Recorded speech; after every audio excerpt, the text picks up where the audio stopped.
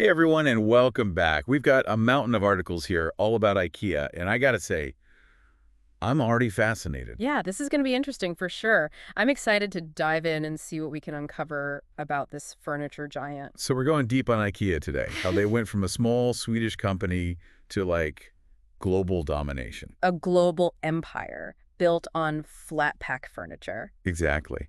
I mean, who knew those little Allen wrenches could hold so much power? Well, by the end of this, you'll know all about it, from their super clever showrooms to their, well, sometimes controversial supply chains. All right, let's kick things off with the name itself. IKEA.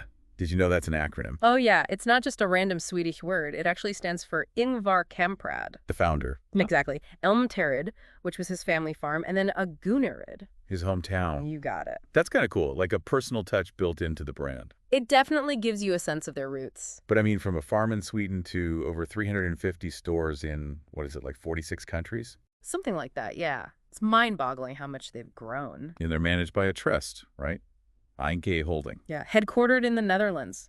Not even in Sweden. So the heart of IKEA isn't even Swedish. That's a twist. Global business, global headquarters, I guess. True. So most of the furniture is designed in Sweden. The design, yes. But the manufacturing, well, that's a whole other story. Ah, so that's where the flat pack boxes come in. Think global supply chains. And lots of assembly required. Exactly. China plays a massive role in IKEA's production. Over 20% of their stuff comes from about 300 different Chinese suppliers. Wow, that is huge. So that must be a big part of why they can keep prices so low. Definitely a factor. But it's not just about cheap labor. They opened their first wholly owned manufacturing plant in China back in 2013. Really? Their first one. Why so late? Well, they had to carefully consider their whole Asian supply chain. They put it near Shanghai, makes things super efficient. Ah, close to their warehouses. Makes sense. Cuts down on transportation costs, time, which means lower prices for the consumer. Which is a big part of their whole vision, right? Good design, affordable for everyone. Exactly. Functional furniture that doesn't break the bank. That's IKEA's bread and butter. All right, so we've got their origin story, this massive global network. But what about those Allen wrenches? They're practically an IKEA icon at this point. Ah, those little tools. You might be surprised to learn they didn't actually start with IKEA. Wait, seriously? I always thought they invented those. Nope. The Allen wrench, or hex key if you want to get technical, was actually patented way back in 1910 by an American company. Wow. So how did this American invention become, synonymous with Swedish furniture? Ingvar Kamprad, IKEA's founder, had a brilliant cost-saving idea. Ship furniture unassembled. This was back in the 50s. Flat pack furniture. Exactly. Saves on shipping, storage, makes the furniture more affordable. But what does that have to do with the Allen wrench? Well, they needed a simple, cheap tool people could use to put it all together. And the Allen wrench. Perfect fit. Readily available, cheap, and that hexagonal shape. Super secure grip. So they basically took this existing tool and made it their own by connecting it with furniture assembly. Clever. Very clever. They saw a way to streamline things for themselves and the customer, and it worked. All right, so we've covered their global strategy, the manufacturing. And the mighty Allen wrench? Of course. But what about the IKEA shopping experience itself? Those showrooms are like a maze of perfectly designed rooms, you know? Ah, the IKEA showroom. It's a carefully calculated journey. It's more than just displaying furniture. It's part of their whole marketing strategy. I gotta admit, I love those showrooms. They're so inspiring, even if I always end up buying way more than I planned. That's exactly what they're hoping for. Really? They're designed to evoke certain emotions, to lead you down a specific path. It's not just you getting lured in by those Scandinavian designs. It's by design. Oh, wow. So it's like they're playing with my mind. Maybe a little. It's called the long natural way.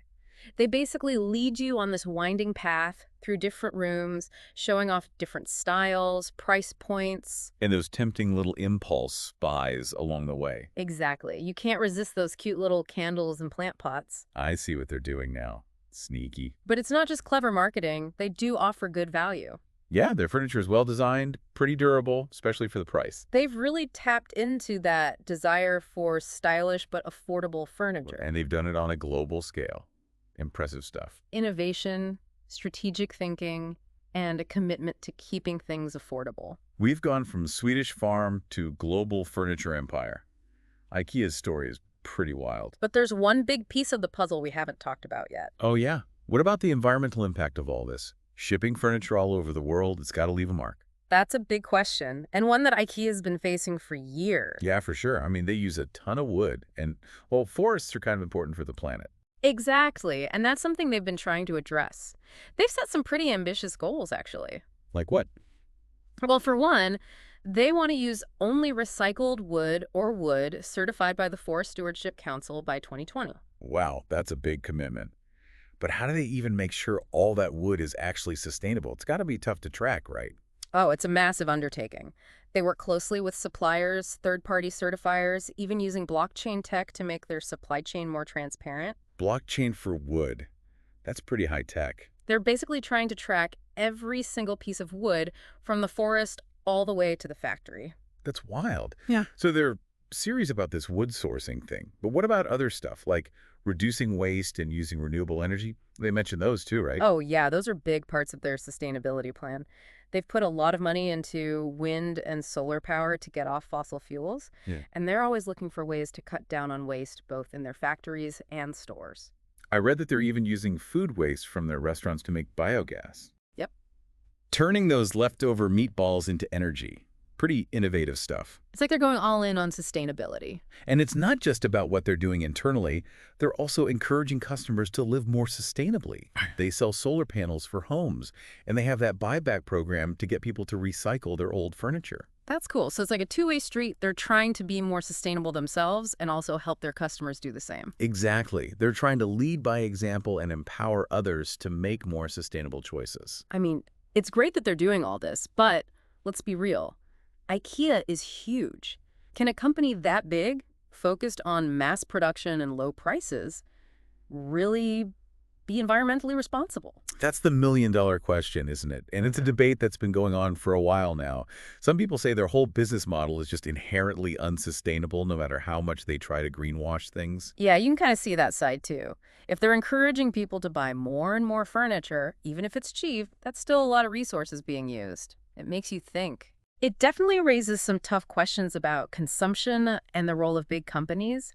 Can a company like IKEA, built on selling lots of affordable stuff, really change their ways and be truly sustainable?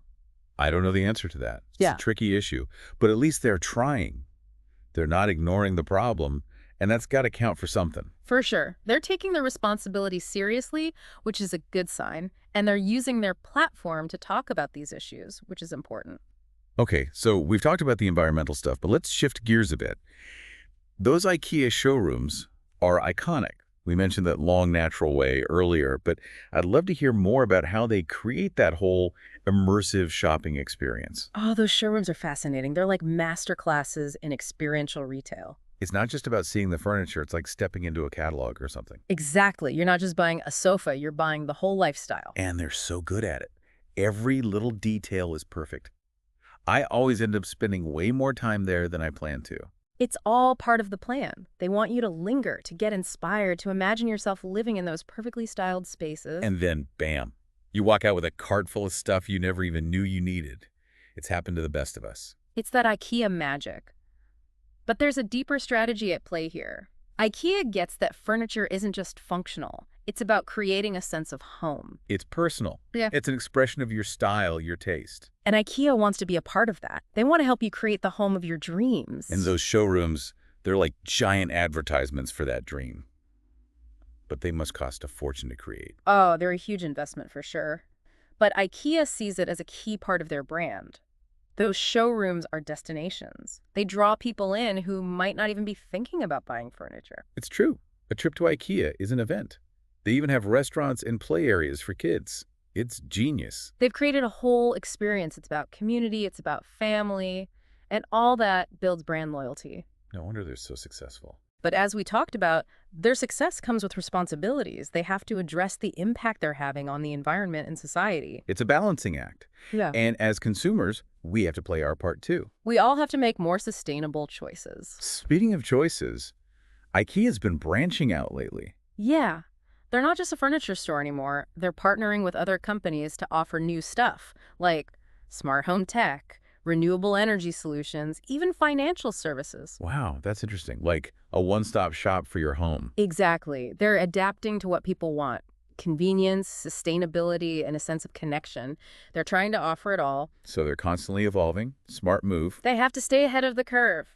But as they do all this, they've got to keep thinking about the impact, especially as they expand online. Right, online sales are booming. And shipping all those orders, that takes a toll. They'll need to find sustainable solutions for that too. Good point. Something to think about. Definitely.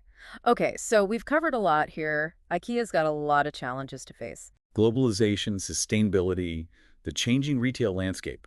It's a lot to juggle, but so far they seem to be handling it pretty well. They're definitely a company to watch. They're always innovating, always pushing the boundaries. And they haven't lost sight of their core mission, making good design accessible to everyone. All right, so we've talked sustainability, showrooms, their plans for the future. And now for a final thought to ponder. IKEA's everywhere, you know. Ah. What does that say about us? About what we want as consumers? That's a really good question. I mean, part of IKEA's success is that they tap into this desire for, well, affordable stuff. Who doesn't love a good deal? Yeah, everyone wants a stylish home, but not everyone can afford, like, designer prices. Exactly. Yeah. But it does make you think about, how much we're consuming and what kind of impact that has. Because, like, are we too obsessed with having the newest things? Even if it means, like, buying furniture that might not last forever. Yeah, is it all becoming a bit too disposable, and how do we balance that with, being more sustainable? Big questions. IKEA's trying to do their part, right? With the sustainable wood and all that. They are making an effort, which is good to see. But in the end, it comes down to us, the consumers. We have to make conscious choices about what we buy, how long we keep it. It all adds up, right? Every purchase is a vote. So next time I'm putting together one of those flat-pack bookshelves, I'll be thinking about it a little differently. Think about where it came from. The forest, the factory, all the people involved. It's easy to forget about all that when you're just focused on getting that new couch or whatever. Right. But there's a whole story behind every piece of furniture. And it's a story that connects us all. Wow. Okay. I'm going to be looking at IKEA in a whole new light now. That's what we were hoping for. It's about understanding the impact of our choices. Well, thanks for taking us on this deep dive into IKEA. It's been eye-opening, to say the least. It's a fascinating company, for sure. And for everyone listening, remember, every purchase matters. Think about what you're supporting and what kind of world you want to create. Until next time.